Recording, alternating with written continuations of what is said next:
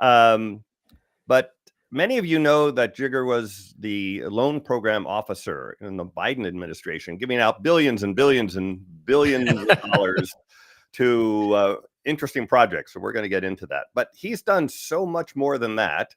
And some of you don't know that. So, Jigar, first of all, welcome to Climate Chat. Great to finally have you here. Oh, great to be here. And just give us a little bit of your background and, sort of kind of what led up to going into the Biden administration. What did you do before that? Well, I grew up in rural Illinois and, graduated with a mechanical engineering degree and decided I wanted to work in solar energy. And so found my way there and worked at BP Solar. And so, and while I was there, had an opportunity to work within the larger BP organization as well on hydrogen strategy and wind strategy and natural gas strategy and all sorts of other stuff. So that was sort of my first big job. And then, started Sun Edison, right? So popularized the solar financing technique that most people use today. And then joined Richard Branson to start the Carbon War Room. And that was a lot of fun. I've proven to myself that I'm a terrible fundraiser and, not great at running nonprofits, but it was a fantastic learning experience. And I think that theory of change continues today within the Rocky Mountain Institute because we were able to merge that organization to RMI. And then started Generate Capital, which I think even today continues to be a business model which is radically different from all other funds, and allows you to do a lot of creative things, much of which they haven't taken advantage of since I left. But I think that that's a fascinating conversation. And then joined the Biden administration and served for 4 years. That's right. So, and we met at the Carbon War Room with that's right, when that was being formed and everything. We worked together on that for a little while, and that was quite a number of years ago. Okay, so that's great. Now, why don't we just jump into the Biden administration? I think a lot of people want to hear what happened there. We're going to jump all over the place, I think, and covering different subjects. But, so at the loan program office, I mentioned you helped lend out many billions. Is there a number you have in your head of how many billions? We approved $107.5 billion worth of loans. So quite prolific. And that went to various clean energy projects and kind of related kinds of things.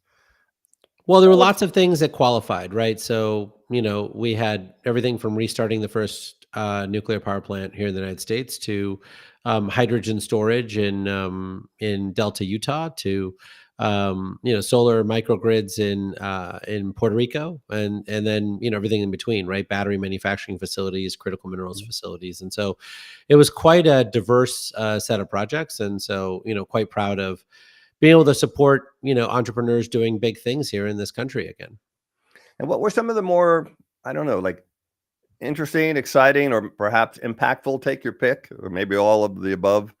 I'd say they were all equally, right? I mean, I think that it depends on your priors and what you come to it with, but certainly the Monolith Materials deal, right, which is plasma torch, splitting ethane or natural gas into carbon black and hydrogen, right, with no emissions, was groundbreaking. And I think since we've done that deal, I think we've crowded in billions of dollars of additional capital into 10 competitors to Monolith Materials, and so we are on track, I think, to doing a huge amount of what they call turquoise hydrogen production globally, and that approach actually is sub $1 a kilogram, right? So it's the only approach actually that unsubsidized is cheaper than gray hydrogen, right? Everything else is basically a premium.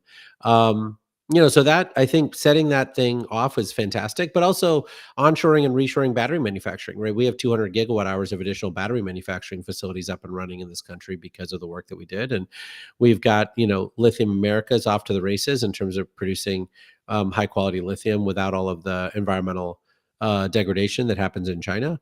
I think when you think about Syra Resources and the graphite processing that, is in Vidalia, Louisiana, but also long duration energy storage, right? So we have that loan to EOS, which is a zinc halide technology in Turtle Creek, Pennsylvania, and all of their entire supply chain comes from an hour and a half of their facility in Pennsylvania. And so, no explosion risk, all American technology. And, you're starting to see their technology take off, right? Because people are looking for 8 to 12 hours worth of battery storage now instead of just 1 to 4 hours. Um, so, yeah, I mean, lots of stuff. But I mean, even when you look at what we did in Puerto Rico, the loans themselves were valuable.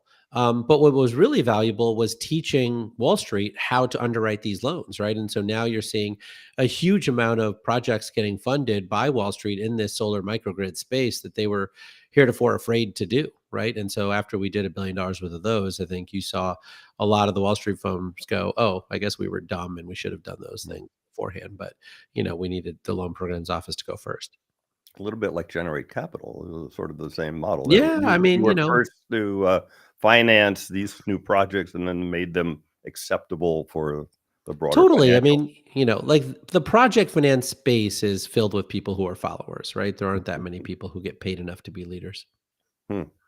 So let's jump into some of these things. So all technologies have like sort of the gotchas there. So let's talk a little. Just wondering, like within the administration, how you talked about this.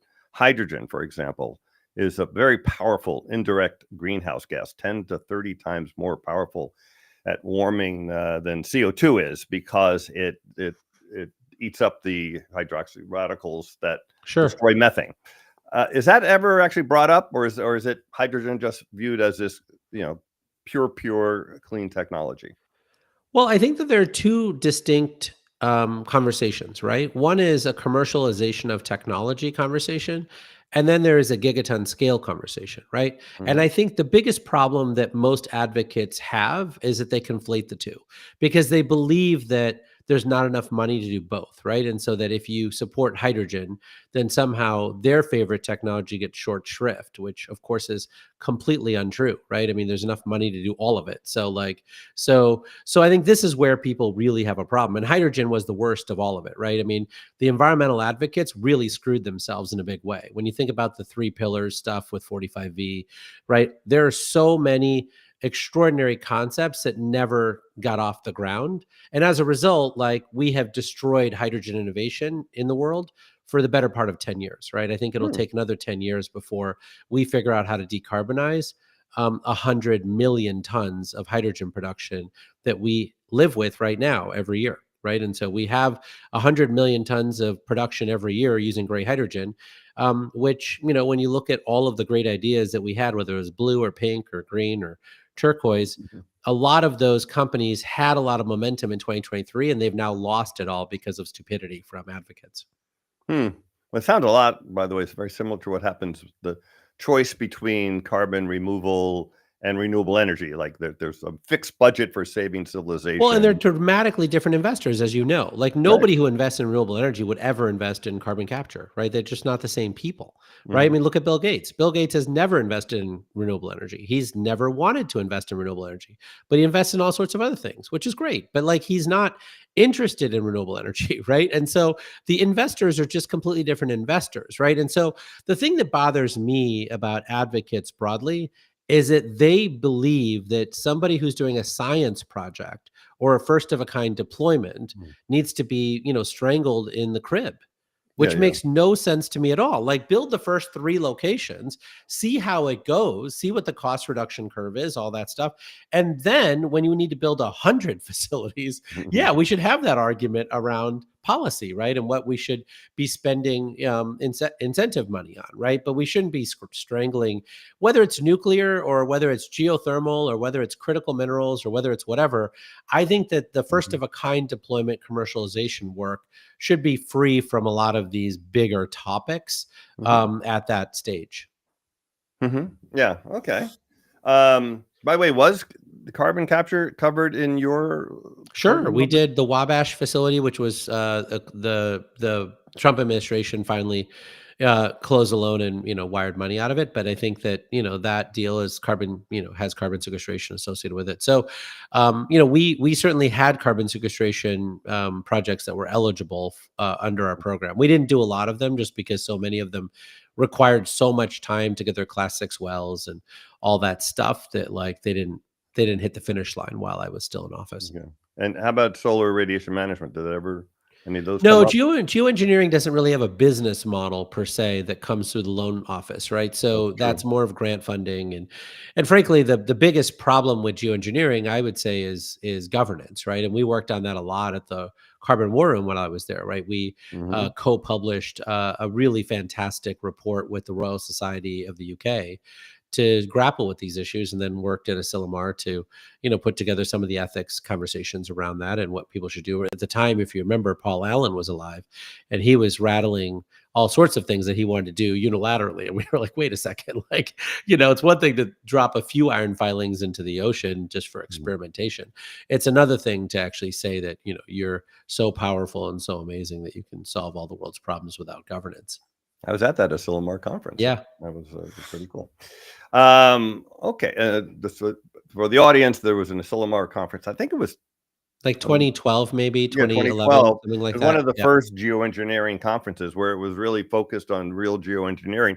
You didn't hear much about it, the subject, until more recently again, but a lot of interesting people there. Yeah. Um, okay, so gee, we can go. How about just what's your take on nuclear? Like both sort of shorter term SMR, is it something that's going to get cheap and fast in the No, of next course not. 10 years? No, of course not. But I think it's very obvious to anyone who has studied energy systems that the only way we're going to get rid of coal in India and China is through nuclear, right? And other clean firm power technologies, right? When you look at India and China, they've made it crystal clear that solar, wind, and battery storage is for growth, right? And the established base of power plants, they're really not going to replace until they figure out nuclear. And China is figuring out nuclear. They've got 30 plus reactors now under construction. They figured out how to reduce their cost, which is fantastic.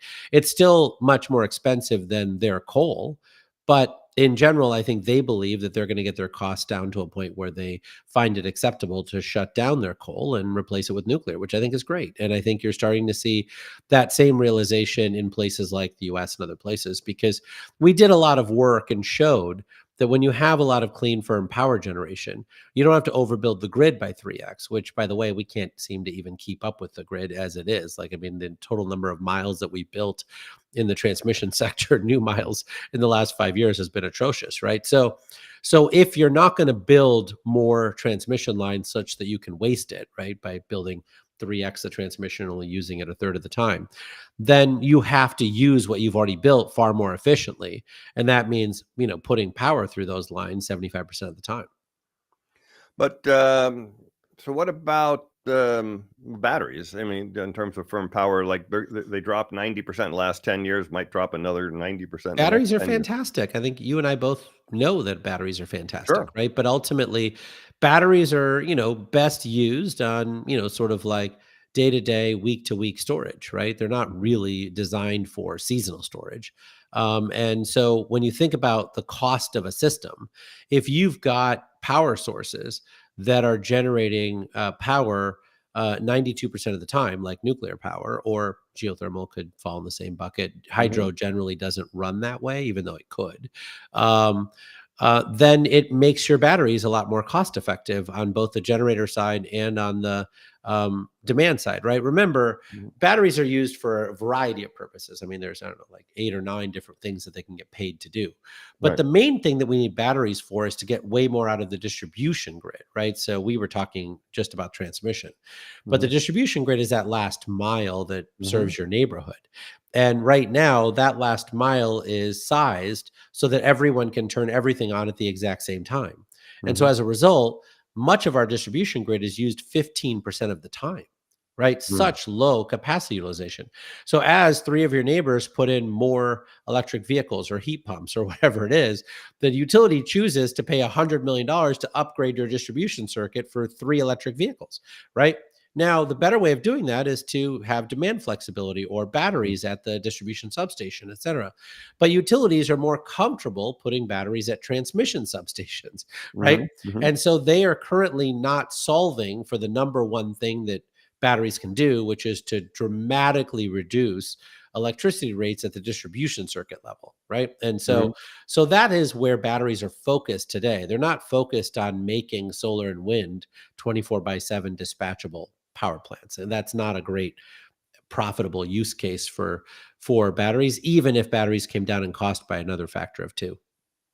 Yeah, but I think, well, they're going to come down a factor of 10, of course, I over a doubt it. decade. We'll see. I mean, I doubt Over it. a We'll see. decade? Like, I mean, if you look at the cost of batteries today, like when I started funding batteries at Generate Capital, we were at $1,000 a kilowatt Yeah, hour.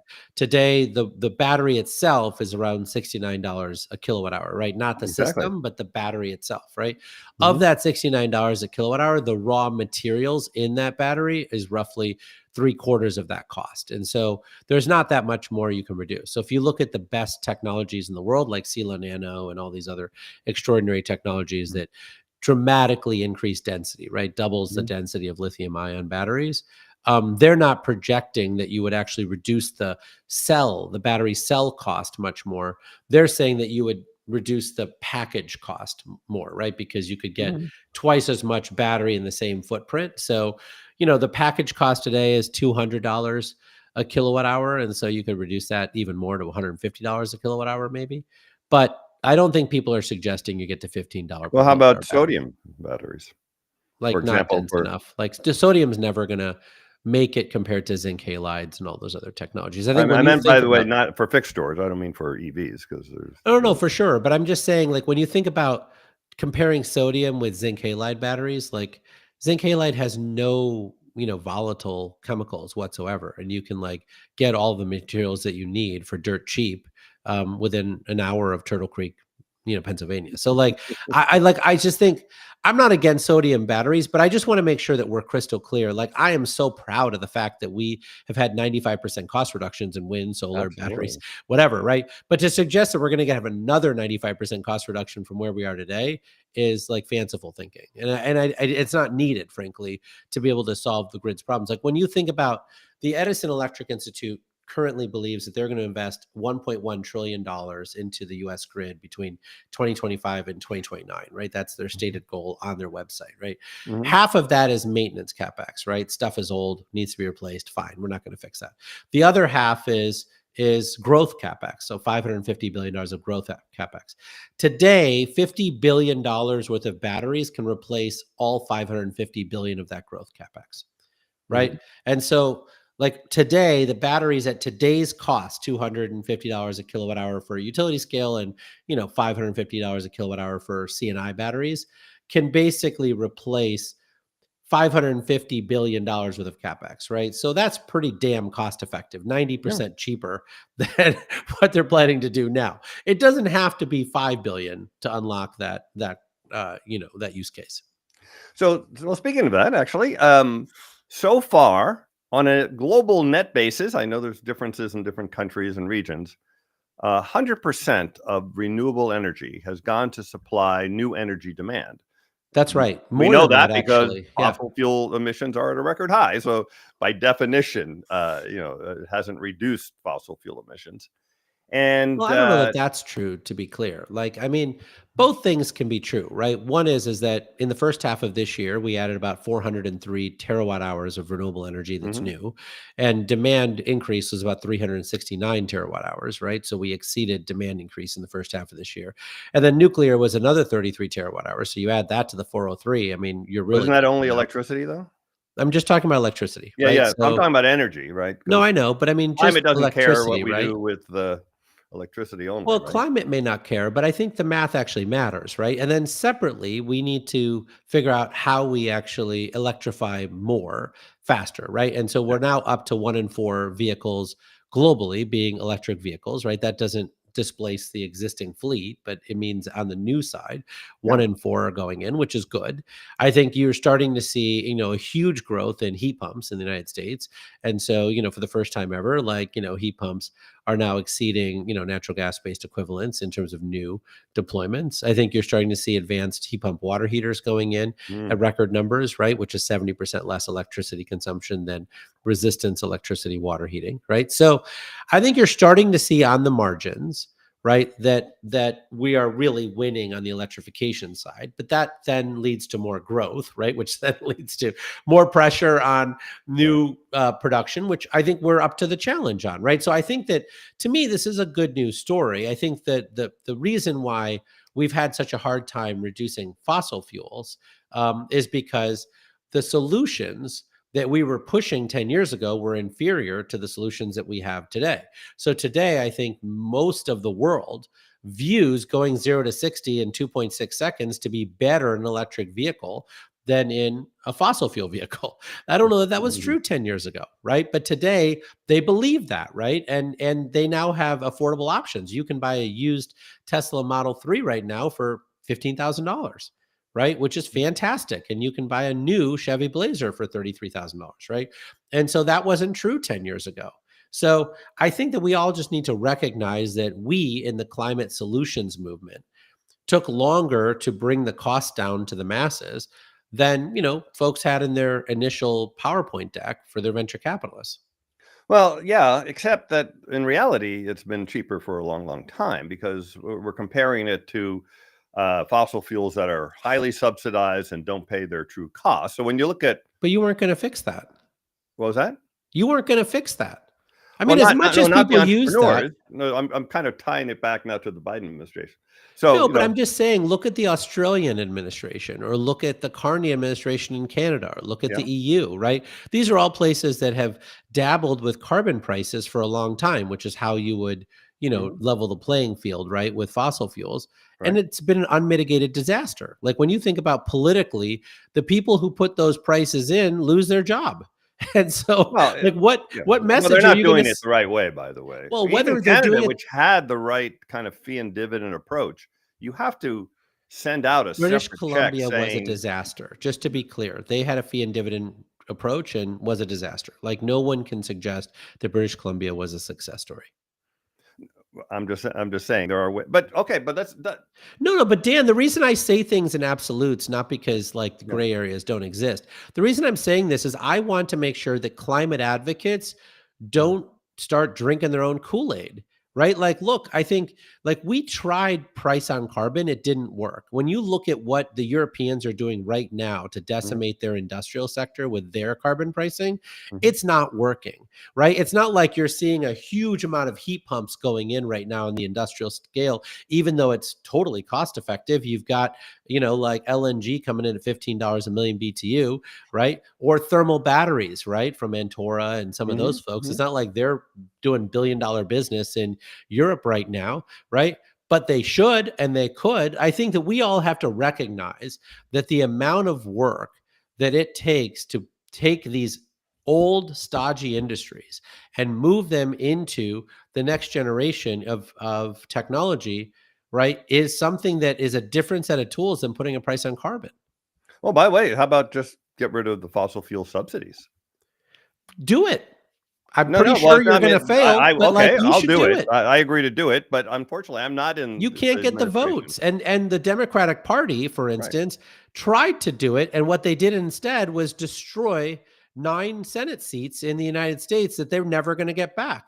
Right? Senate seats in Missouri or North Dakota or in Louisiana. And people are like, well, those are fossil fuel senators. Great. So now you're basically telling me that you would rather lose on a regular basis and be right on the substance of whatever argument you're making than actually have the political power in the Senate to be able to pass whatever legislation you want to pass. No, what I am saying is that, climate change is not being taken seriously by any administration. That's not true at all. Obama and well, wait, you're saying it's not true?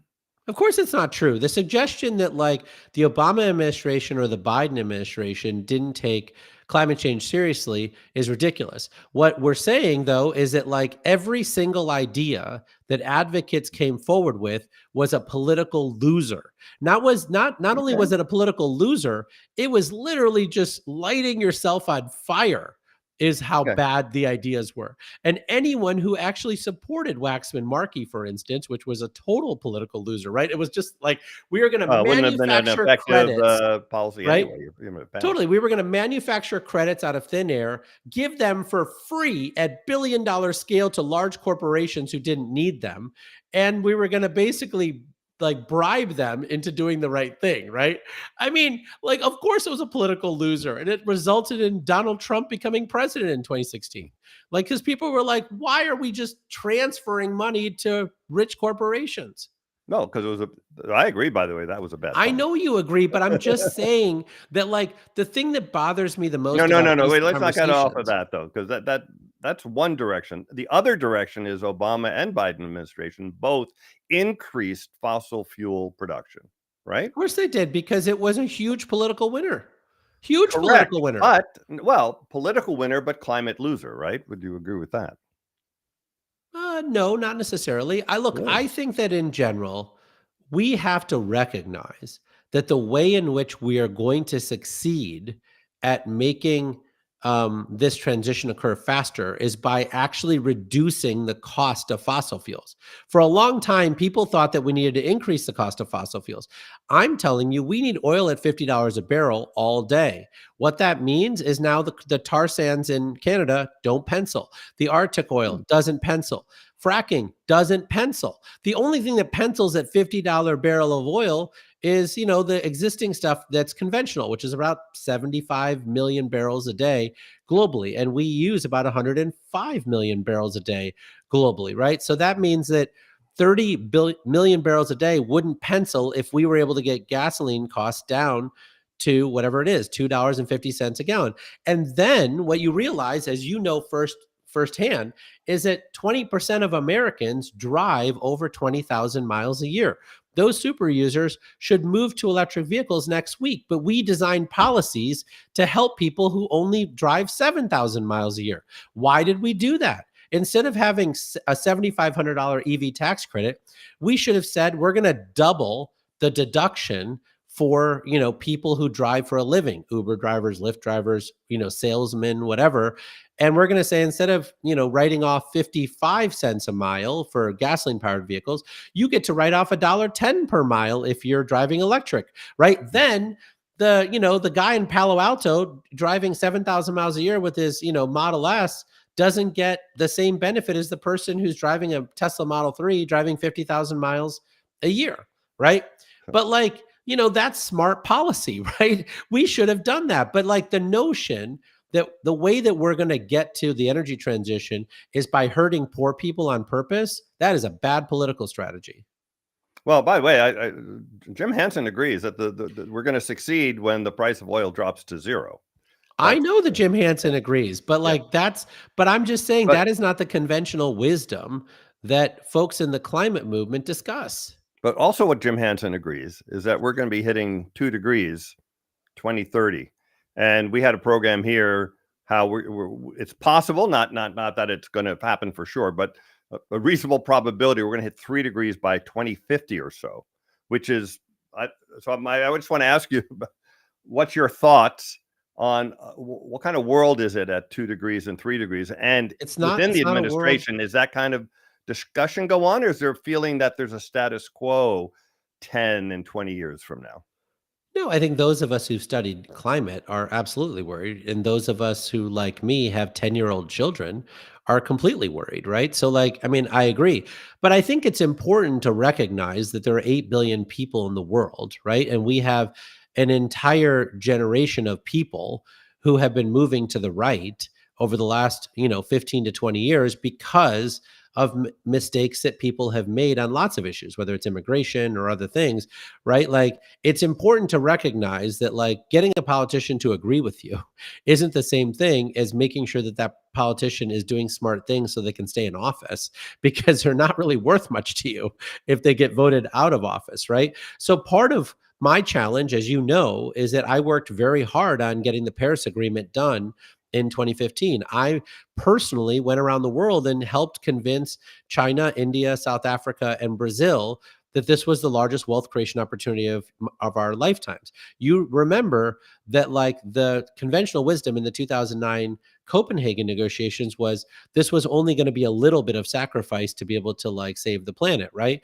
And I knew that that framing was horrible, and that's why Richard Branson and I did the Carbon War Room, and we basically talked about the fact that this was going to be the largest entrepreneurial success story of our lifetime.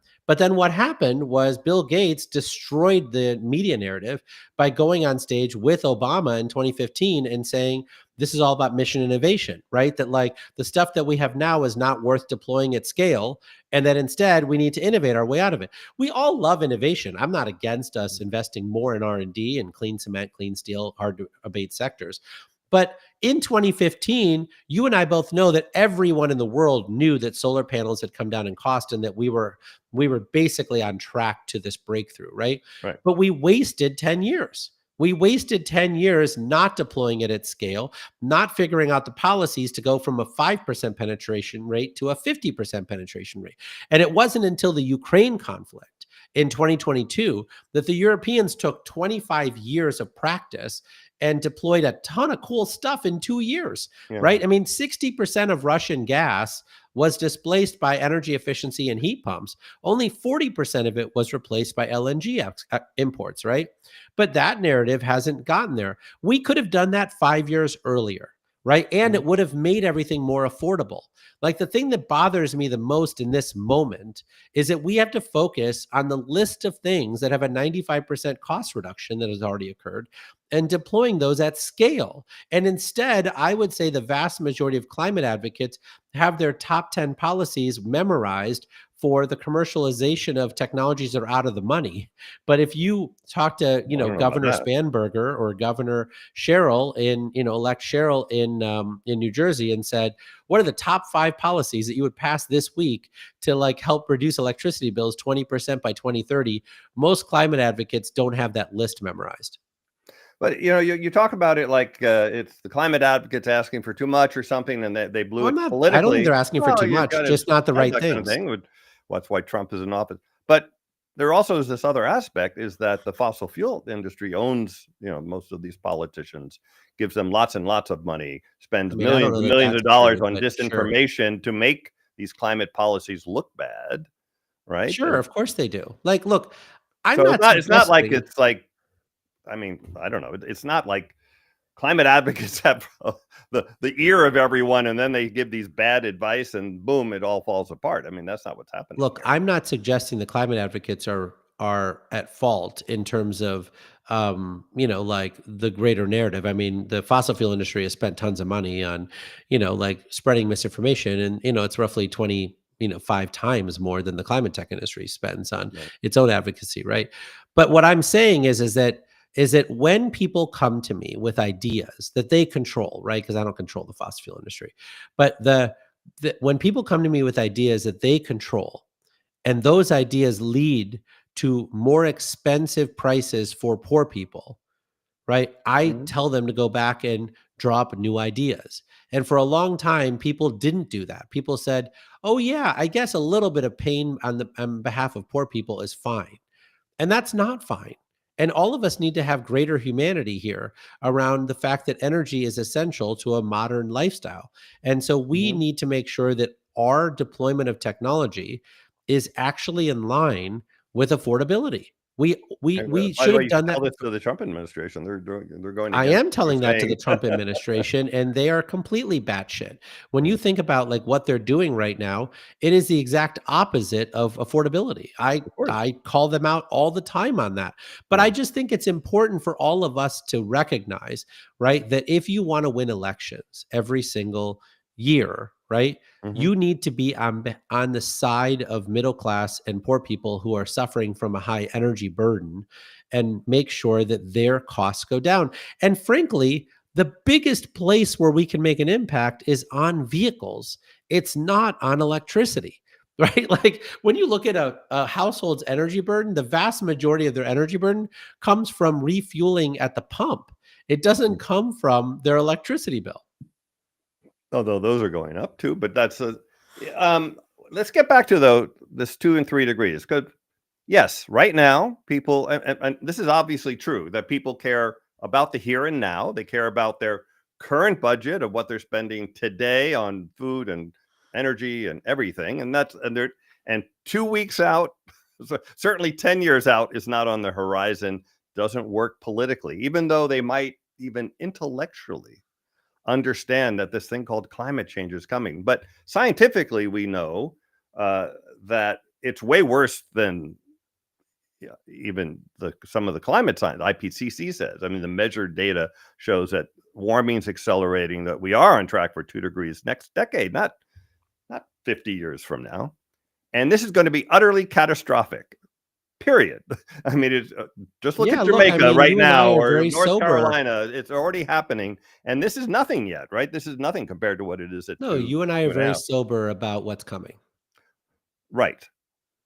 Politically, I'm not going to disagree with you about what you said politically. That's the way the system works. It's all based on short-term, No, but what I'm benefits asking and you, costs. Dan, is What's what that? have we learned over the last 15 years, right? So Okay. when you think about the Ukraine conflict, right? So, like when you think about what's coming, there are going to be more wars that are started over energy, right? Mhm. That's certainly going to happen.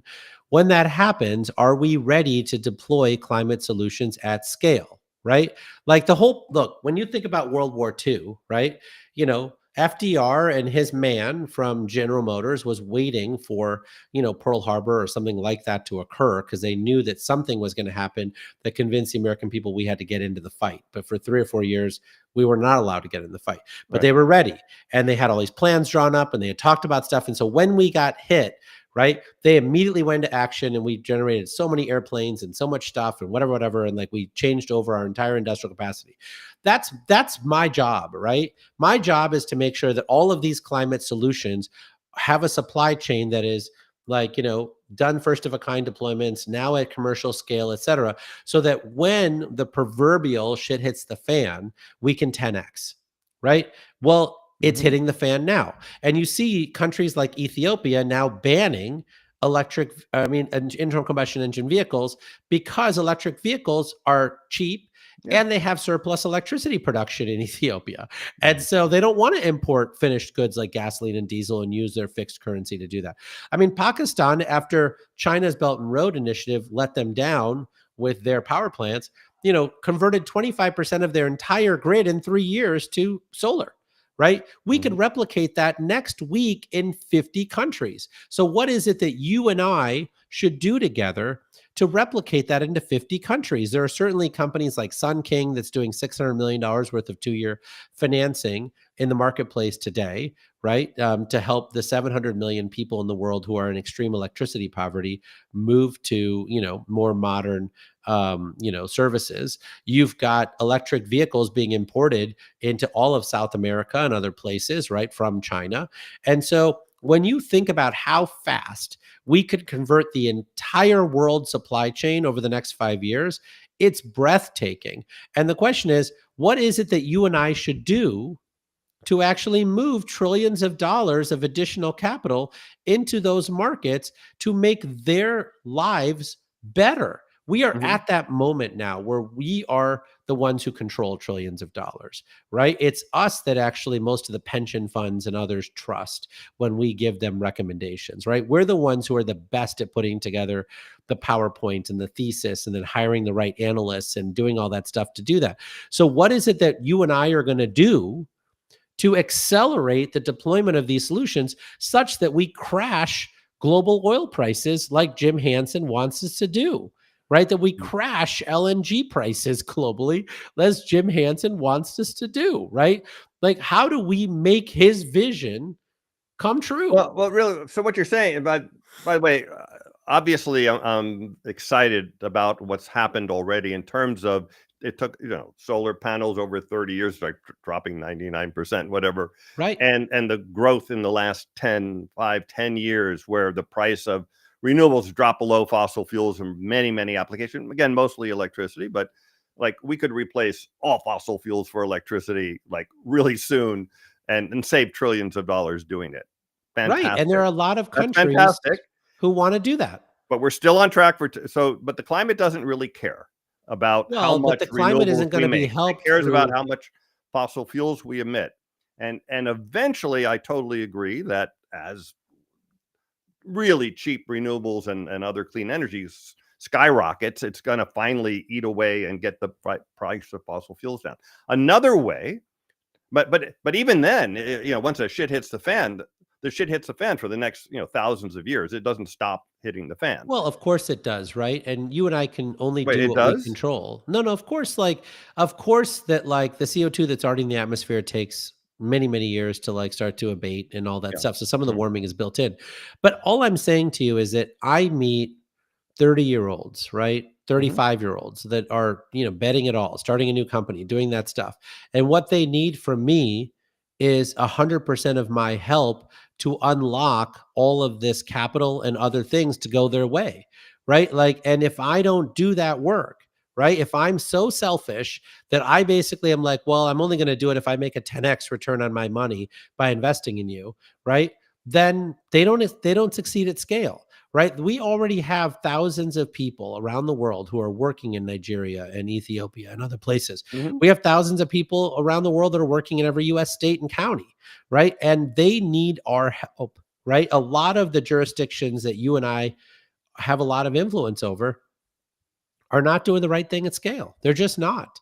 Right. And whether it's the city council or the school board, or whether it's the state legislature or the governors, right. And so the solutions providers are there. They've raised money, they've got their solutions. They need a contract, right? They need someone to actually give them a contract. And so, look, that's the only way the climate benefits. The climate benefits because we No, deploy it's not these the only solutions way at the scale. climate benefit. It's a way, and by the way, I think you've been doing an exceptional job again, even before the Biden administration would generate just different and Sun Edison, the way to finance the Sure. clean energies. I mean, you've been innovative in that, and that's fantastic and has a huge impact. However, there is another complementary way to do it. And that's called policy. And I would argue that even with all the wonderful advancements and lower costs, and I agree with what you're saying on all of that, it's not enough because fossil fuel emissions are not dropping. Hopefully, they're plateauing if we're lucky, and then maybe they'll go down a little bit. But we need them dropping like a rock to avoid. I mean, 3 degrees is what Yeah, but four what are you degrees used to be, suggesting right? And we had exactly? Kevin Anderson on, and he famously said in 2010 that 4 degrees warming is not compatible with an organized global community, which means like collapse of civilization, right? I had him on last year, and he said, "Well, with what we know now, that number is probably 3 degrees, right? And we're headed for that in the middle of the century. And So the what only are way you we're going to suggesting avoid it is a exactly? combination of having the solutions available and deployable at scale, but also policies that phase out fossil fuel use so it actually drops rapidly rather than this very, very slow thing that will have the way it's Right, but happening what now." exactly are you suggesting? I mean, I pass policy all the time and have since 2001, right? With renewable portfolio standards and all sorts of stuff. So what is it exactly that you're suggesting that we pass that's different than what we're passing now? Well, instead of under Biden, for example, and Obama expanding fossil fuel production to actually phase it out, simply to phase it out. So all electricity start. I mean, and you have this time frames. All electricity in 2035 has to be clean. Period. And then for you do the same That was thing. never gonna happen. Oh no, So I'm then sorry, not try 2035. again. But what? Say again. That was never gonna happen. So try again. Okay. Remember, I feel like you don't really understand what happened under the Biden administration. Biden came into office. Remember, he got elected in November of 2020. He Hmm. then the next week basically announced that he was going to stop issuing new oil and gas leases, all this other stuff, right? Senator Heinrich was apoplectic, right? Even though he's a huge climate leader, because New Mexico is one of the largest producers of oil and gas, right? And he was like, why are you making my life more difficult by saying all these things out loud? The next day, this is all before Biden became president, right? This is after the election, before Biden became president. The American Petroleum Institute came out and said, look, you guys are the biggest anti oil and gas, Hmm. president I've ever met, right? And for that next year, there were all these things. Like the president went on, for the State of the Union and basically said, we're going to phase out fossil fuels, exactly the way that you said it, right? And then the Ukraine conflict occurred. It was like crap, like, and gasoline prices went up, remember? Because oil prices went up. And then, people got freaked out, right? And so now the Biden administration was hat in hand going to the fossil fuel industry saying, please drill more because, we need oil prices to go down, right? And then they negotiated the deal with Russia to make sure that like you could have black market sales to like India, et cetera, but it was like below market. All I'm saying is that like, think about this was the most proactive anti-fossil fuels president in my lifetime. And it was an unmitigated political disaster, right? So exactly what is it that you're suggesting? And who is it that's so dumb that they're going to do that in Oh the no, I world? think what you're saying is that we're screwed. You're No, saying I'm the not way the saying political we're system is screwed. set I'm up, saying it's we're not not a possible to reduce fossil fuel emissions. You agree scientifically that this continued use of fossil fuel emissions will send us over 2 and 3 degrees, and that's where we're heading. And deal with it, I guess. I'm not No, sure. I'm not saying that. I mean, it might end up being the net impact of what I'm saying, but in general, I'm saying to you that, when you think about the essential role that fossil fuels play in the world today around, making people's lifestyles a more modern lifestyle, right? I mean, everybody wants to just order crap on Amazon and have it shipped to you, even though it's made in China and whatever, whatever. And so, like, the way to actually solve the problem is to create something better, right? And then you need to use policy to force people who have bad habits to use things that are better. Today, people are using energy technologies on a new basis that are that are not in their best interest, right? Like when you look at a new natural gas plant that's coming at over $200 a megawatt hour, right? Like when you basically buy a modified jet engine and try to run your data center off a modified jet engine, and then you need redundancy and resiliency, you're at $200 a megawatt hour. And, Cat has so many orders for that, that they've decided 2.5x their production of these 30 megawatt turbines, right? Now, batteries are 1/10 the cost of that, right? But you Mhm. need policy to force people to do batteries because it is a huge departure from the way that they're used to running the grid. So I think we could pass policy to force people to put in batteries and reduce people's electricity bills 20% by 2030. But I don't know that you can force people to pass policy that bans new natural gas engines, right? I think we get to the same place, but I feel like the amount of creativity in the policy movement right now to actually get this done is as low as I've ever seen it. Like Well, of course. people, Right now, we elected a president who wants to drill baby drill but and forget doesn't believe about the in climate change. president. I mean, so people, I mean, first of all, I have to agree with you that people are not driven to vote on climate. I don't know how No, well, you we taught have me that. examples You that is all taught we me need, that right? 15 years ago. What? You taught me that 15 years Yeah, ago with Bob Perkowitz and all sorts of great yeah, people but who've I done was great work. hoping Why would that you hope? someday when it became clear, which is only becoming clear now, that climate impacts are going to get everybody, and you can see them in other places like Jamaica, North Carolina, whatever, California, I even don't where I think live, my insurance went away. I lost a vacation home to a climate fire. So it's happening personally to me, and I've been talking about climate for over 20 years. So no, and I'm sorry it's to happening to a hear lot of that. people, right? But we're And still I'm not sorry voting. to hear that. We're still not voting on that stuff. We're never And going to. We're never going to, Dan. Like whether you talk about Dan Leishowitz and his work at Yale, or you talk about Bob Perkowitz and his work, like everyone who's ever been smarter than me, which is everybody, who's tried to explain this to me is basically like climate is the worst possible issue to yeah, make tangible for people, right? So as a result, we have to go the other way, which is that if you want your lives to be better, if you want choice, if you want cheaper energy, the way to do it is through new technology. It's not through subsidizing old technology, it's through deploying new technology, right? And I've had 50 countries in the world right now who are accelerating because of the example of Ethiopia and Nepal and Pakistan, et cetera, that do not have enough support.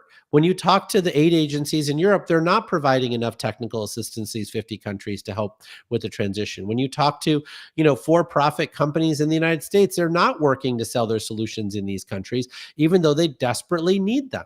right? And so we're in this situation where all of us are crying over the fact that like we're heading towards 2 degrees or 3 degrees, but like, like scaring people through David Wallace Wells is not working. And so then everyone needs to recognize what is working, right? Like we are Oh, but he's sentient saying don't people. subsidize. Again, we'll go back. Fossil fuels, we subsidize it at least $1 trillion a year, like globally. And the IMF or somebody said it was 7 trillion like the year before Well, because they count because the of Ukraine. pollution, Yeah. they count the open sewer of the planet as part of the But subsidies. still, well, speaking of the open sewer, the Harvard study showing that 8 million people a year die from fossil fuel pollution, not climate Not in change. the United States, that's in But still a lot in the United States. But yeah, millions in no, China, most millions of in that is India. in, like the 700 million people who are in extreme electricity poverty, where solar plus battery storage is 1/10 of the cost of diesel in those Mm, markets. yeah. And so we have thousands of entrepreneurs that are solving that problem, and they are not getting the funding that they need, even though they generate 30% returns on their stuff because people are like, I don't want to work in Africa. And so like Mm. all of us need to put our big boy pants on and use our, networks and credentials to get them money, right? Like if you give them $1 trillion, they will make you a 30% return on that $1 trillion. But a lot of people would rather get a 6% return investing in a CD in their bank. No, no. By the way, don't get me wrong. I totally agree 100% with the idea of deploying renewables in the most innovative, cost-effective way globally. I worked on X Prize I trying to get them know, I know. We're to do talking to the exactly audience this, here. but I'm not yelling at you. I'm yelling at the audience. but well, the audience here, I think, is all for doing all these things too. But Well, it no, really gets that's back not to let's that's not assume. true, Well, to be let's clear. say we do what you're saying. What do you think that actually translates? And we do it well. I mean, not just how we're doing it now, but we take your advice. The money starts flowing to the right kinds of places and gets the subsidies or at least the financing to deploy globally, clean energy, EVs and everything. What do you think that does to fossil fuel emissions trajectory over, let's say, between now, 2050, 2060? I think that if every time somebody was in an emergency situation, they opted for clean energy solutions over diesel, I think you would change hearts and minds around the world. Mhm. Today, I think people believe that in an emergency they should turn to diesel. Like if you Mhm. look at Jamaica versus Haiti, right? So when Haiti occurred, the big earthquake, and Hillary Clinton was the Secretary of State, the Carbon War Room put together this entire plan and said, for 1/10 the cost, we could go in and actually, decarbonize all of Haiti, but also like empower, local entrepreneurs and do all this stuff, right? We had all these people like Alison Archambault and others who like went down there. She's a good personal friend of mine, and the Clinton administration was like, hell no, we would rather Haiti actually import propane from Venezuela than to promote clean energy solutions, right? Fine, whatever. But now we're in Jamaica, right? Jamaica has done extraordinary things. When you think about all the work the Loan Programs Office has done in Puerto Rico, Jamaica has already done all the reforms that we asked Mm. Rico to do. They've already split their grid into 8 individual microgrids, right? So that each one is sort of like independent of the other, so they don't take them all down, right? And you see that Jamaica actually has part of their grid is still operating because of the way that they structured it. Now we can put in solar and battery storage and give them $1 billion in financing and power the entire country with clean energy very quickly, and the diesels would stay as backup power because you might need it. I mean, getting something decarbonized by 90% is super cheap. Getting it decarbonized by 100% is pretty expensive, right? So we decarbonize at 90%, leave the diesels in for the last 10%, fine, right? Now that we could do, but the amount of brain power that's required to do that is very high, and I can find it, right? But then they separately need to beg people to put $1 billion into it, right? Mhm. And folks are like, I don't know. I know the returns are 30%, but I just, I can't be bothered to work in Jamaica, right? Even though you've got the DFC, you've got the World Bank, you've got all of these Inter-American Development Bank that can provide guarantees, et cetera.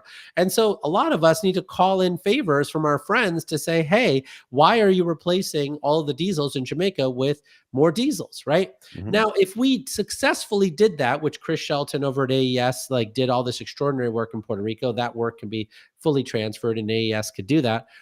Then I think you would find that every time there's a disaster in the world, which is every week, right? We would convert every single one of these folks to clean energy, right? But right now, when you look at our ecosystem of philanthropies and then our ecosystems of supply chain, and then the world's smartest people who actually operate grids, right? They're not ready to rise to the occasion. And that's our fault. And we need to fix that. I'm going to ask you. I have a million more questions, but I'm going to maybe leave it to this one, and then we'll go on to some of the questions from others. You mentioned the Clinton administration not supporting that Well, the transition Clinton Secretary of State, yeah. because during the Clinton administration there was a vice president available there who under Al Gore, who understood climate change, was very aware, very concerned, went on to let us all know about it. Yep. Didn't seem to have much impact back then. Clinton also, promoting fossil fuel deployment and expansion and things like that. Any feel for? I mean, not that you necessarily personally had discussions on this, but any feel for why there was so little attention to just politically not an interesting subject for people back then? Climate I mean, it's or exactly what renewables? I'm saying to you now, right? Like, look, Fossil. I think Al Gore is a champion. I love that guy, right? Mhm. But when he came out in 2008 with an entire plan slash speech around how we could decarbonize our country in just 10 years, right? You remember this? He went to GW, made the big speech and said, we could power our entire country with solar and wind and battery storage and, clean energy, right? People did not believe that that was a positive future. People didn't believe that that was good. People thought that that was crazy talk. Like, not only was the cost, right, whatever it was, Mhm. but I think people just didn't believe him. Certainly, President Obama didn't believe him. This was right after President Obama got, elected, but not yet inaugurated, right? And Mhm. so that's on us. This is what I'm saying is that, like, what I've done my entire career is say that this is a better future. This is better from human health perspective, from volatility perspective, from all sorts of perspectives, right? But I think the vast majority of our colleagues have said, you know what, Jigar, I love you, but I think climate catastrophe is a far better approach to communication than climate optimism, which is what you're promoting, Jigar. And so, like, screw you, we're going to do it our way. And they did it. Like, for God knows 15 years, they've scared the bejesus out of people, from everyone from like Greta Thunberg to this person and that person, right? And I love those people. I am not bad mouthing them. I'm not suggesting I wish they didn't exist or whatever else. Like, they have the right to their approach, right? But I think at this point, everyone recognizes what I said was true, that climate optimism and showing that this is a better world for everybody is a better communication talking point than saying climate catastrophe, right? That does not empower people to pass big policies or legislation. It empowers people to shut down. And if you look at President Biden, he absolutely leaned into this hard. That's how we got the Inflation Reduction Act passed, was through Mhm. optimism. It was not through catastrophe. And I just hope that everyone recognizes that, like, while 2 and 3 degrees are scary, right? If you want to pass legislation, optimism is how you do it, not pessimism and Well, catastrophe. I would say the Republican Party uses fear Well, I'm never almost going to change them. exclusively, and they're quite effective at doing it. You're I'm gonna never going to lose change your them. SUV, they're gonna take away your stove, the brown people are gonna come, take your jobs and rob you and it's almost 100% fear, and works very Yeah, effectively. They get a lot of people to vote for them. So, totally. Like, I'm not going to change what, and climate is real as opposed to that stuff. well, So I look, think I being mean, honest about the future is maybe a better approach. no, it's not a better approach. I mean, just to be crystal clear, Dan, it is Honest, not a okay. better approach. There's not a single person in the social sciences that agrees with you. Not one. Not one person believes that you are going to win elections by scaring people half to death. Now, I'm not suggesting that I can fix the way that the Republican Party gathers votes, but I am saying that, like, there are a lot of people right now who are inspired by AI and all the stuff that's occurring. You and I both know that the only way we're going to get all that AI load growth online by 2030 and reduce emissions is by deploying a crap load of batteries. Hmm. That's it. That's the only chance we have. We can't do it through natural gas. You can't do it through coal. The only way to do it is to deploy batteries and get more out of the grid we've already paid for, right? And so I think there are ways for us to win this argument, but Lord Almighty, like I am not going to fight with our own side, right? Like I'm going to do what I do. I've been Hmm. extraordinarily effective, and like people are now listening Yeah. to me in ways that they weren't before. And I'm just going to keep doing what I'm doing. I'm not going to badmouth the other people. Let them do what they want to do. But I'm just telling you, there's not a social scientist in the world that believes that that's the right way to influence people. Well, so let me just ask the general question, which was actually here one of my last questions for you, is we're not on track to deal with the warming, which continues until we get rid of all fossil fuel emissions. I totally agree. We're on the track to for renewable dominance, clean energy dominance. Just The electro state. the cost, but that's not the same as being safe from climate, which we're not on track for. And is there a way, since you gave some examples of ways not to do it, what do you think are ways we could get policies that directly impact fossil fuels, emissions, as opposed to promoting renewables? How can we get that done? What needs to happen for that to happen? I think that we have to believe in ourselves and believe that we're going to win on the battlefield of deployment, right? Like if I passed policy next week, which I think I could, right, that said that the grid is at the lowest utilization rate ever. That's why rates are going up at faster than the rates of inflation, right? So we need to force the utilities and their regulators to increase the asset utilization of how we use our wires today by 20 percentage points, right? From Mm-hmm. less than 50% to, over 50%, right? To 65%, right? Um, that 97% of what we deployed would be clean and we would decarbonize the grid, right? But most people would say, well, Jigar, I'm not going to support that unless you ban behind the meter natural gas. I don't know that I get it passed if I ban behind the meter natural gas.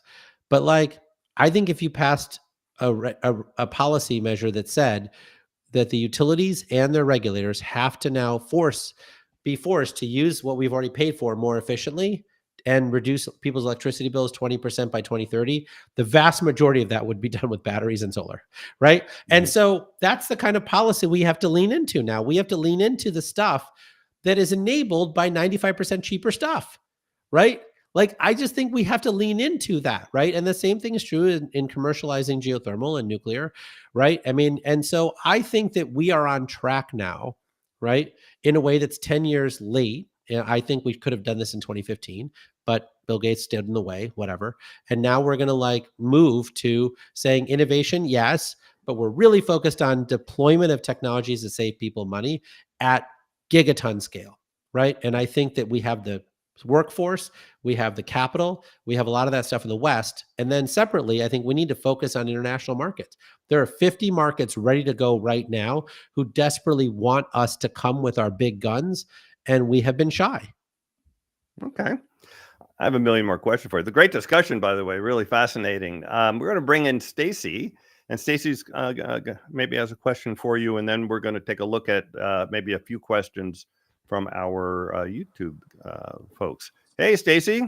Hey Dan, hey Jurger, and for everybody who was asking, here they are. We are a cat video program. We do We're it trying to get our videos. numbers up by showing cat videos. Yeah, So. I'm doing my part. Oh, by the way, everyone, I forget, I can never say this, but like and subscribe, please. It really does help. The algorithm spreads the program to many more people. I should say that right up front, but please do and share with your friends. Go ahead, Stacy. Oh my gosh. Yes. I have so many questions. Everyone else has so many questions. One of the ones I wanted to ask that, well, first I had to back up. You were saying the British Columbia's carbon tax program was a failure.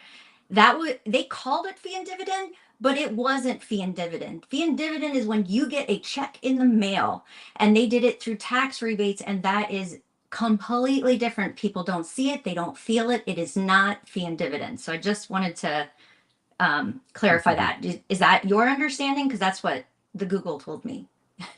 Yeah, I think that's true. But I mean, all I'm saying to you is that, people have to pass stuff, right? So people have been talking about fiat and dividend for a long time.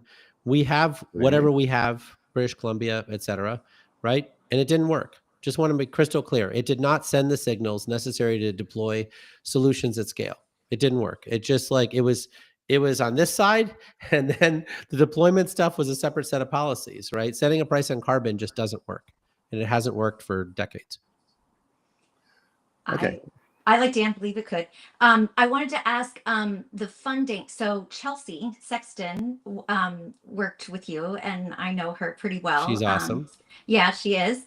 And I used to ask her all the time, because we're bike people, why aren't we funding bikes? And she said, it has to be in the US, and we're pretty lax on that. I get it. But I know that there are bike companies that manufacture in the US, and is it just that they didn't raise their hand, or you were waiting for Jowett to do something, or why But didn't what are we we fund more of them? suggesting? I guess what I'm trying to figure out is like, I mean, bike sales are off the charts, right? I mean, so are electric bike sales. So what is And it that getting you're more manufacturing here in the US would have been a boon as well. So getting they helping qualified those for companies get off they the ground. qualified for manufacturing in the US? Okay, I guess it's did they know how to do it? Did Of we go course they after did. them the way we went after batteries? Of course we And did. we did? Okay. Yeah. I mean, like, I'm just saying, like, look, it is what it is, but like the Chinese absolutely like make bikes that you can buy at Walmart for $60. And the folks who like make bikes here, sell their bikes for $1,400. Well, And so e-bikes. even regular bikes, right? So like the regular bikes that you make here are premium bikes, right? The bikes you buy from Huffy that like are sold at Walmart are, $60, right? And so the people that I met here in this country don't want to make $60 bikes. They can't be profitable selling $60 bikes. And so the question becomes, do we create a bunch of tariffs to like actually make it more expensive for people to buy bikes from China so that people can make bikes more profitable here?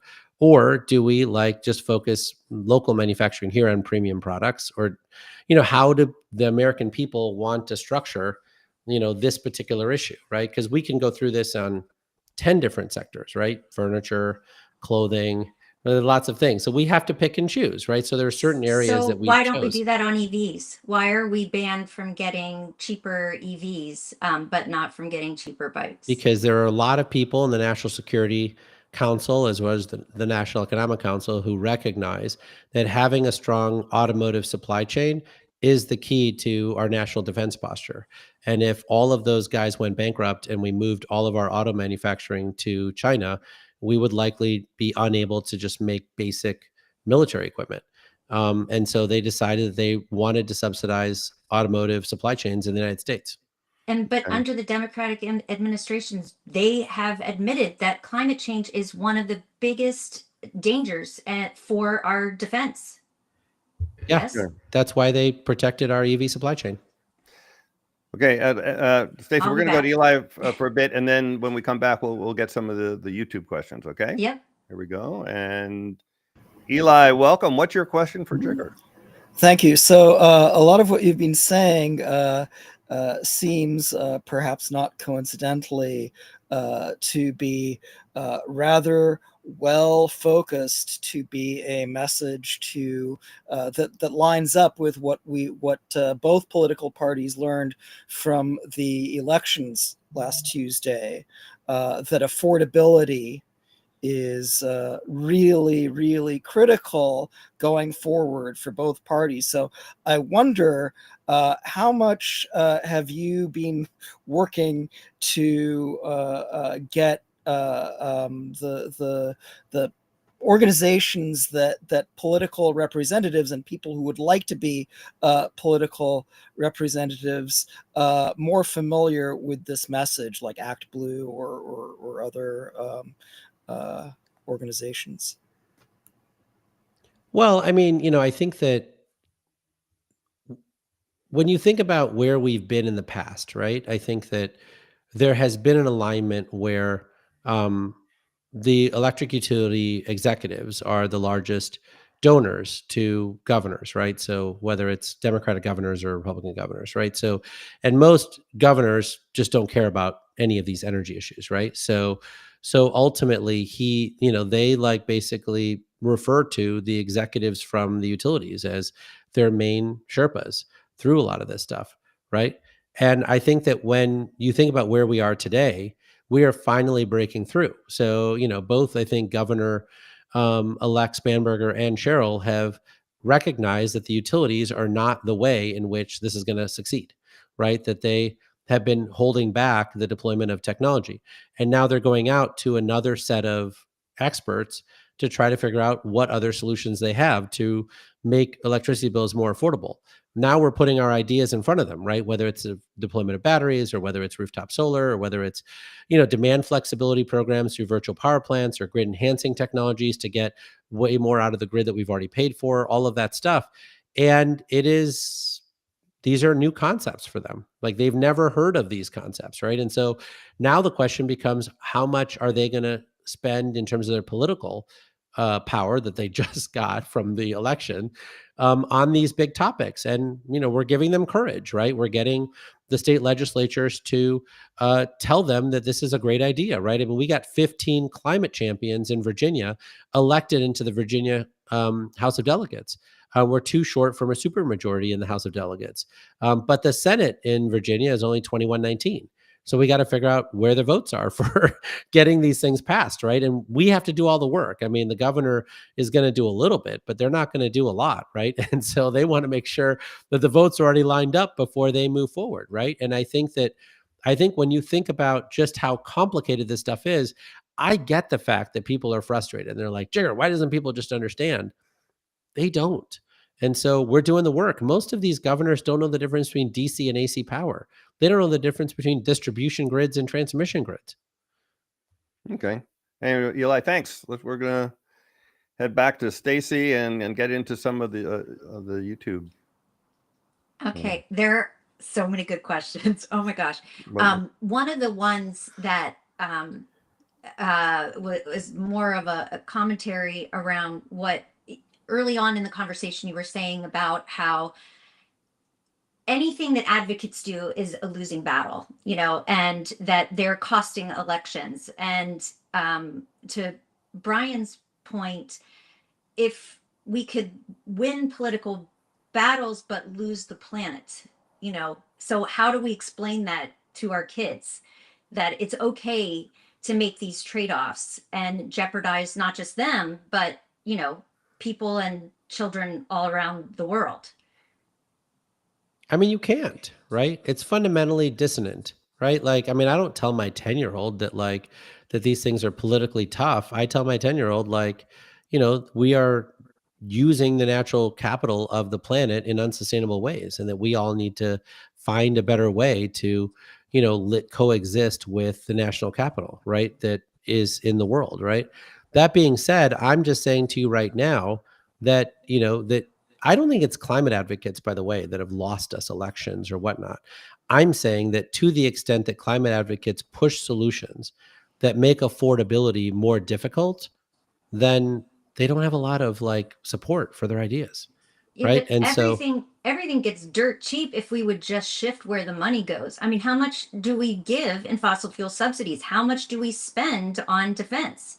I mean, if we just moved things over in the other direction, we could have healthcare for everyone and cheap solar. I mean, it would just be we could, but we a don't. whole other world. We could, but we don't. Look, I mean, the United States. Isn't it special interest, though, that both on insurance as well as on energy? There's special interests everywhere, but we could have elected Bernie Sanders and we didn't, right? We tried to create a public option in Obamacare, and Joe Lieberman, rest his soul, blocked it, right? So I mean, look, I hear you and I get that everyone's frustrated, and I'm totally fine for everyone to be frustrated at me, because if that makes people sleep better at night, that's great. But I'm just saying that I win on a regular basis. I get things passed, I get things done, and I move enormous amounts of capital into solutions. Do I wish I could have done it faster? Yes, of course I do. But at the end of the day, right, if people are like, well, but Jigger, let's just go scorched earth and just destroy it all. You should do that, man. Like there are people all the time that are laying down on the roads, creating 7 hours of traffic in the UK. I don't think they're winning a single heart and mind by doing that. But if it makes them feel better, they should do it. They should do what they think is the right avenue. And I can comment on the fact that I think they're losing, support by doing that. Yeah. There's other questions Yeah. around, are EVs the answer? And I had No, mentioned of about course they're bikes. not the answer. Okay. But I Wanna think What? I expand on that explained a to little you bit? why they're the answer now, right? I mean, our entire defense industrial complex is based on our ability to win batteries and electric motive, right? That is how all of this stuff is going, whether it's drone technology or whether it's tanks, whether it's whatever stuff. And so like they made a strategic decision to do that. I think urban planning and density in like, cities and walkable communities and all that stuff are far better than converting all of our cars in this country to electric, right? And I work on that too, right? I live in a walkable community myself. But I'm just saying that like it's hard. There's a lot of work to do. Okay. And Okay. any other Uh, statement? Because we're um, we're taking more of Jigger's That's all time right. than yeah. I guess the only other one is not an area that you had oversight over, but is when it comes to climate, something that we talk about, and that is, would you support a meat tax? Would I support a meat tax? No. This is No, exactly the area of bad thinking that people continue to go down, right? I mean, like making things unaffordable for poor people is dumb. Like let's just be crystal clear that it's dumb and people should stop doing it. Right? but Like what we spend on corn and ethanol subsidies, I mean, we or should get rid of corn and ethanol subsidies. I agree. But like that's different than saying that we should put on a meat tax. Could you imagine putting on a meat tax and then going into the electorate and like realizing just how much people would just yell at you and like vote for somebody who is anti-immigrant, pro-Nazi just because you pissed them off? I grew up in what I call Pennsylvania, so I You know know exactly who exactly. these people are. I grew up Yes, in Sterling, yes, Illinois. Like that's yeah. exactly how this works. And so let's just stop doing stupid things. because so again, I'm going to get back to the basic question. Without disagreeing with what you're saying, that is the way it is. Obviously, we have Trump as president. I mean, so obviously, no one's voting for climate. I mean, my God. So, and they're responding to the price of eggs under Biden, even though they're higher under Trump Totally. or whatever, that kind of thing. But the reality is, climate is this diabolical problem that almost designed by them like an evil mastermind, so that we would know everything about it, we would know how destructive it's going to be, and that we wouldn't do anything about it. And that's the current situation, is that we're doing things to, well, the renewable energy is great, but again, only fossil fuel emissions count towards climate change, and that's not dropping at all, or certainly not dropping rapidly. So we need to be in a different future where the kind of arguments you're making today won't apply, because we have different political leadership, we have a different electorate that's more aware than they are now. Any thoughts on how we get from where we are today to where we need to be to actually address climate change in a serious manner? Well, remember that our energy system globally is very large. We only got to scale such that 100% of all growth is coming from clean energy Yep. sources this year, right? Oh, And okay. so I get the fact that I would have loved for it to happen 10 years ago. This is why I hate Bill Gates. But I'm just saying that like it only happened this year. Now I need to figure out how to like get that to 2x our growth, right? So that we can start to retire the stuff that is, that's been in place that we need to retire, right? In a faster level. Like that is what I know how to do. Separately, people who are way smarter than me at social movements need to get Earth Day to like happen again at scale. Like when you think about like 10% of the entire American population participated in the 1970 first Earth Day, right? We had 7.5 million people participate in No Kings, right? In like a few months ago. That's not 10% of the population, right? So like we need to get 10% of the population who believes that climate change is really like an existential crisis to combine forces with no kings and get 10% of the entire population to come out. I don't think it's impossible, but they do, right? That's what it takes to get dictators like Trump, like to, like feel it and then resign, right? All of those things. But I just think that you have to be able to hold all of these things in your head at the same time. I get the fact that people just want to rage right now because, I mean, any sober look at 2 degrees and 3 degrees like freaks people out. Of course, it freaks people out. It freaks me out, right? But then at the same time, like you're like, well, how are we going to, get 8 billion people, right, on board with this message, right? And like they're not going to give up a modern lifestyle. They're not going to say, yeah, let me just like give up everything I want in life so that we can save the planet. They're just not going to do it, right? And then they elect people like Trump and, he just basically says climate change is a hoax and that he's not even sending a delegation to Brazil. And then people are like, Jigger, it's your fault. Okay, great, man. Like, I get it. Go with God. Okay. Though I dropped in the chat, one of the people in the audience mentioned that there is a recent study. This one was published out of Stanford this July. 100,000 die in the U.S. every year from air pollution. So it is something that is affecting people here. It's not just in. That's not climate change, to be clear. No, But it's I not at hear all. you. It's No. purely That's fossil what fuel pollution. No, Yeah. absolutely. And it's Yeah. millions in China, it's millions in India, but here it's about 100,000 number I've heard, No, I which agree. is a very big number compared to And a everything very else. compelling number. I mean, Arnold Schwarzenegger Oh, says regularly that we should focus on air pollution over climate because that is a much more compelling message. And largely, stopping air pollution also, helps solve some of the climate issues.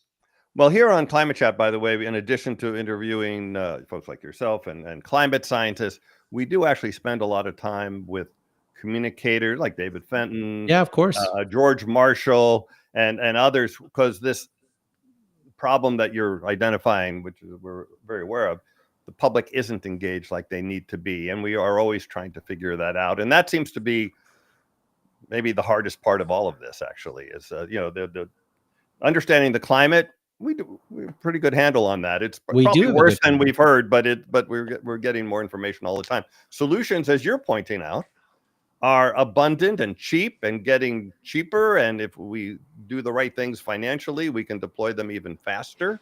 Which that's a question, because Dan, you've said this often, and I take it as gospel. Renewables are cheaper. They are cheaper than every other form of energy at this point in time. Well, Is that what I add, when you take all costs into account, right? okay? Fossil fuels Okay. are subsidized many ways, both directly and the fact that they don't pay for the 8 million people that die. I mean, so that's why they're actually the most expensive But form But of energy. renewables are also the only choice you have. Like, I mean, if your utility fails you such that you're paying 34 cents a kilowatt hour for your power in Massachusetts, the only way that you can actually like save yourself from that is solar. It's not like you're going to put a diesel generator in your backyard and figure out a way to like like supply your power, or natural gas for that matter, right? Or a big wind turbine, right? It's going to be mostly solar, right? And so like look, I just think that we are at a point right now where renewables are just taking so much market share. It's just crazy. Like even with the Trump administration in power, 80% of everything added to the grid this year is solar, wind, and battery storage, right? Mhm. And so, I mean, it is happening all the time. But I And I want China to is make like gangbusters. Right? well, China's going gangbusters, and they're adding nuclear at gangbuster rates Yeah. as too now, right? So like, I think that like the big thing that we all need to figure out is I get how much of an existential crisis this is. I have since I ran the Carbon Worm. I'm not sure I knew a lot about it before then. But I just think that when you think about affordability for people who actually, like have energy burden on it, a lot of these ideas are making energy burden worse. And we all need to like recognize what that means because like as somebody who is a generally wealthy person, right? Like, energy costs are de minimis part of my budget every year, but it's not de minimis for most other people. Mhm. And I think that like we constantly come up with policies that will dramatically increase their energy burden. and that's not going to work.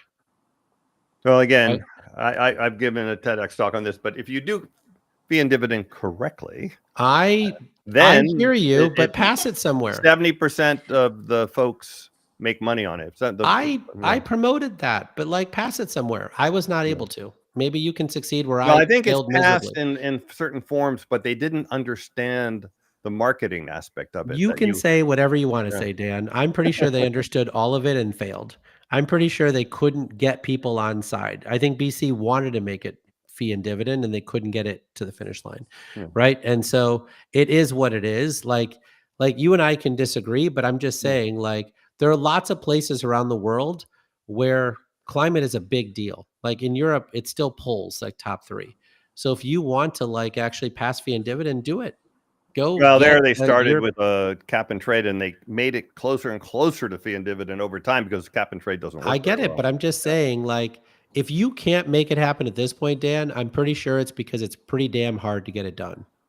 Oh, politically, Right? absolutely. And so like, No, there's no let's question. not just like have these throwaway lines anymore about like, well, if we just did this, we're going to succeed.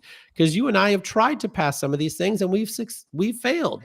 So then like, I don't know, I guess I could try it for the 18th time, but sometimes like, sometimes like there's something else that the social scientists are telling us that we should listen to. Maybe Oh no, I think California. I don't Why think we don't we No, figured pass it it? out California yet. has failed miserably, to be clear, Stacey. Like So, completely and utterly failed in every single possible way wait, what? on what it Sorry, is that you're repeat that. suggesting. What What do failed? you, I mean, go on. I'm not going California to has disagree with you, failed but miserably in every single way. I mean, like to suggest that it is affordable in any way to live in California right now as a poor person or middle class person is ridiculous. I mean, it's 56 cents a kilowatt hour in San Diego Gas and Electric's territory, let alone PG&E's territory where the peak is 70 cents a kilowatt hour, right? And that's not because of renewables, it's because of bad policy in California, It's right? also And so because of like fire, suppression, right? I They mean, burn I down don't think towns. that, but like, I mean, I've looked at that data and it's far less than people think it is. I think most of it's just malfeasance. But all I'm saying is that like California has not been a hotbed of great ideas the last 15 years. And so maybe you could change it now. I mean, Gavin Newsom's out of Eli's office. saying it's 13 cents a kilowatt hour for LADWP. That's a municipal utility. But I'm just saying for Hey, the where I stuff live, that the it's state of 50 cents. California Yeah. regulates it, right? So SCE, PG&E, and SDG&E, which is where the vast majority of people live in the state of California, like not even close Yep. to good policy. Where I live, it's crazy. I mean, during the peak time, but even the non-peak is still way higher than the national average. So it's Oh, it's just nuts. California hasn't, yeah, like let's not like, I mean, if you want to try good policy in California, be my guest. But I'm just saying, like, CARB, the way that they provide their subsidies, right? Like, almost all of their subsidies. I'm not gonna fight you on carb. Nope. So I'm just saying that, look, I mean, I love the people of California. They're ridiculously smart people there, but like, wouldn't suggest that you could pass this policy. No. Hey, Jigar, I want to thank you for coming on the program, and Of what an course. interesting discussion, and sort of a lot to think about. First of all, don't really disagree with what you say about how things are. They are what they are, but they're also not set up yet to get us out of this mess, and we do have to figure out Well, we have to set them something up. differently. We got to set them up. So, well, I appreciate you having me on, and keep doing it, man. It's super important. Great. Anyway, thanks to Jigar and Stacy, Eli, and everyone leaving comments. Again, like and subscribe, please, and so that this conversation and all the others we have can be seen by more, because as we're learning today, it's going to be important that more people understand the climate situation we're in. And anyway, so thanks everyone, and we will see you next time. Bye-bye. Bye. Take care. Thank you.